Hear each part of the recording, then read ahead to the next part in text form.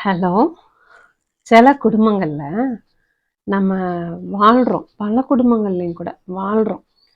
கணவன் மனைவியா இருக்கட்டும், இல்ல பேரண்ட்ஸ் கிட்ட பிள்ளைகளா இருக்கட்டும், இல்ல குடும்பத்துல யார்கிட்டயா இருக்கட்டும், எவ்ளோ அனுசரிக்கிறோம், எவ்ளோ நம்ம விட்டு குடுத்து போறோம். ஆனாலும் சில குடும்பங்கள்ல பிரிவினைகள் வருது. காரணம் என்னன்னா, ஈகோ, இல்ல விட்டு குடுக்காம இருக்கிறது, இல்லன்னா ஒரு என்ன சொல்றது, மன்னிக்க முடியாமல் இருக்கிறது.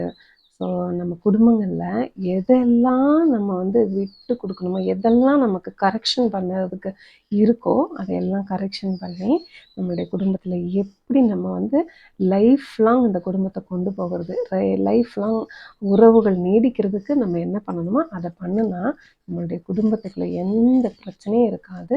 குடும்பம் செழிப்பா இருக்கும். ஒரு நிம்மதி இருக்கும். படுத்து தூங்கும் பொழுதும் ஒரு நிம்மதி இருக்கும். எழுந்திருக்கும் பொழுதும் ஒரு புத்துணர்ச்சி இருக்கும். ஸோ நம்மளே சரி பண்ணிக்கணும். எல்லாத்துக்கும் மனசு தாங்க காரணம். மனம் உண்டா மார்க்கம் உண்டு.